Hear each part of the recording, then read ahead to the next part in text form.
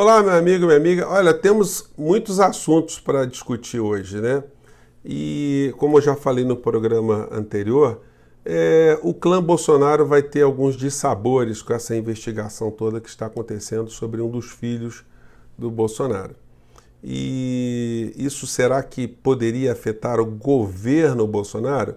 Como eu disse a vocês, eu acho isso muito difícil porque Bolsonaro não tem ideias próprias, ele não representa a si, ele está representando ideias que são jogadas de fora para dentro, ele está simplesmente distraindo o povo brasileiro.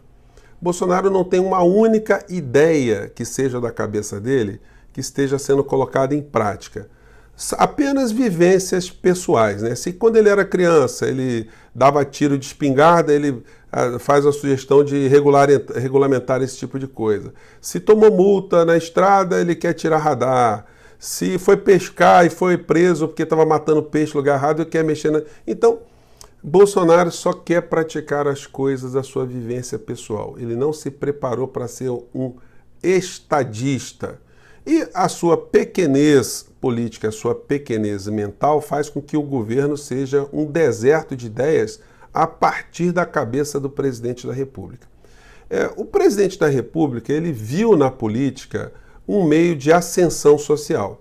Era um militar medíocre, com salário, com soldo de um militar de uma patente intermediária, que não lhe permitia ter grandes luxos e grandes riquezas, grandes posses. Aliás, o presidente acabou sendo expulso do Exército muito por questões patrimoniais. Isso foi colocado nos autos do processo dele, onde um dos julgadores salientava que ele era um homem muito ambicioso já naquela época.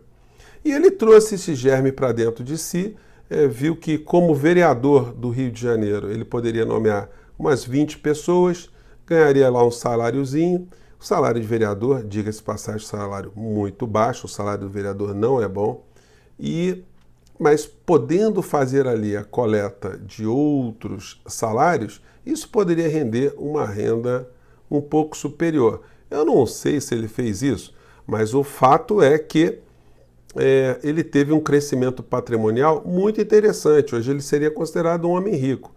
E percebendo que isso era uma coisa muito legal do ponto de vista de ascensão social, ele colocou os filhos todos na política também. Isso serviu como um grande espaço para você colocar todos os parentes. Você já deve ter visto em eleições Brasil afora, políticos sempre com um discurso que se trai, né? Eles dizem assim: você me conhece, preciso do seu voto. Olha, quando o cara diz que precisa do seu voto, ele está precisando do seu voto para ascensão social. Ele quer arrumar um emprego e ele visa ali colocar os seus parentes todos sob aquele guarda-chuva. Essa era a cabeça do presidente Bolsonaro. Não fosse assim, ele não teria colocado os filhos nesses postos todos, emprestando o seu nome, o nicho que ele conseguiu, né, para fazer desse tipo de espaço político um meio de vida e de ascensão social de toda a sua família no primeiro, segundo, terceiro grau. Se você fizer um pente fino enquanto as pessoas da família Bolsonaro possuem uma carteira de trabalho assinada, evidentemente serão em número muito menores do que as pessoas que ganharam dinheiro ao longo desses anos todos, empregados nos gabinetes do clã. Então isso está sobre a avaliação das autoridades. O presidente ficou reunido até de madrugada para tratar desse assunto com os filhos. E ele, como eu já antecipei para vocês, vai largar o filho à própria sorte. Ele não tem condição moral nenhuma de defender o filho, porque ele sabe que o filho pratica as mesmas coisas que a maior parte dos políticos pratica no Brasil, inclusive ele, presidente Bolsonaro, que deve ter colocado todo o mapa da mina para os seus filhos. E não podem reclamar. Na Grécia Antiga, quando alguém queria ser político, alguém sabia que tinha que ter sua vida colocada transparente para o cidadão grego. Não podiam disputar cargos políticos na Grécia quem fosse estrangeiro, quem não tivesse nascido na cidade, né, grega, quem fosse escravo, quem fosse mulher e também quem fosse comerciante, porque os gregos entendiam que a atividade privada era incompatível com a defesa de interesses públicos. Se alguém quisesse disputar um cargo eletivo ou representar alguém numa cidade grega, ele tinha que se desvencilhar das atividades comerciais com no mínimo 10 anos de antecedência em algumas cidades, outras 5 anos de antecedência. No Brasil, isso virou uma grande promiscuidade e muitos políticos, para justificarem o seu crescimento patrimonial, abrem empresas, porque senão fica evidente que apenas com o salário de político ele não vai ter condição de amelhar os bens que tem. Sérgio Cabral, que nos diga, né? O Sérgio Cabral era uma espécie de político desse que fez da política um ambiente para ganhar muito dinheiro e foi em frente, né? Se você fizer um rastreamento nos políticos que são deputados federais e senadores, você vai cair o queixo se você ver a origem dessas pessoas e como é que essas pessoas ficaram endinheiradas depois que entraram para a vida pública. Bom, mas vamos falar de outros assuntos aqui. Esse assunto aí de Flávio Bolsonaro e Bolsonaro, ele vai continuar sendo conduzido em banho-maria, porque para quem manda no nosso país, de fato, que são os grandes grupos econômicos estrangeiros e nacionais, tanto faz o Bolsonaro estar na presidência da República ou não, contanto que a política econômica continue a privilegiar os negócios dessas pessoas que estão no topo da pirâmide. O presidente Bolsonaro, ele é um oco, é um vazio de ideias. Não há uma ideia original da cabeça dele, ele terceirizou tudo, cada um está fazendo o que quer, e ele está ficando muito confortável nessa história, porque ele não está tendo um poder político contra ele vindo do Congresso, porque o Congresso está ajudando a praticar a pauta econômica. Ele tem apenas algumas rusgas com os meios de comunicação que atuam sobre essas questões do varejão aí, da vida privada dos filhos. A questão fundamental, que é a questão da miséria social que o nosso país está vivendo, isso tudo é escondido pelos grandes meios de comunicação. Vamos ver aqui alguns temas. A tela não está abrindo muito alto aqui, mas vamos comentar aqui algumas questões que têm a ver com o programa. Vamos lá. Em novembro, os brasileiros pagaram mais de 125 bilhões de reais em impostos, contribuições e outras receitas federais. Foi o melhor resultado para o mês em 5 anos. Olha só, a arrecadação de imposto foi recorde, foi o melhor mês. Melhor mês para quem? Foi para você, meu amigo, que está sendo dilapidado em tudo que você faz? Ou foi para os cofres públicos que pegam a maior parte do nosso dinheiro, não para fazer investimentos, para investir no nosso próprio país, mas para pagar juros da dívida pública? A gente vai voltar nesse assunto aqui, vamos ver lá. Em 2019, a arrecadação soma 1 trilhão e 400 bilhões de reais. No mês passado, o Brasil criou quase 100 mil postos de trabalho com carteira assinada. Fazia 9 anos que não se via tanta gente sendo contratada em novembro. O comércio e o setor de serviços lideraram a abertura de vagas. No ano... Olha que coisa, né? A Renata Vasconcelos, super emocionada, né? Eu fui ver os dados desse que foi apresentado lá no CAGED, né? Nos registros lá do Ministério do Trabalho. A matéria aqui foi reproduzida nos jornais de hoje, né? O país ganha 99 mil vagas. Eles falam isso assim com um entusiasmo muito grande, mas eles não mostram que, por exemplo, no ano de 2010, não sei se vai dar para vocês verem aqui na estatística, o ano de 2010, o Brasil estava gerando 2.918.000 vagas, ou seja, quase 2 milhões de empregos a mais do que está sendo gerado agora. No entanto, eles colocam que a coisa está melhorando muito, né? Como eu sempre digo, né? Isso é para engabelar o cidadão menos atento, as pessoas que não têm essa possibilidade de ficar estudando o assunto, e elas vão achando de fato que a vida delas está melhorando. Ela não está vendo isso, mas se a televisão está dizendo que está melhorando, deve estar melhorando de todo mundo, menos a dela, não é? Então, isso faz com que a sociedade ela fique cada vez mais amortecida e cada vez mais alienada e conformada com as situações. Se o Bonner está dizendo que a vida dele está melhorando, como é que ele vai questionar uma situação dessa? Que ambiente ele tem para fazer algum tipo de crítica? Mas aí eu fui ver a qualidade desses empregos aí que foram gerados no Brasil. Quase 99 mil empregos como diz aqui na matéria que eu já falei para vocês, né? E olha só que dados preocupantes que os meios de comunicação não abordam.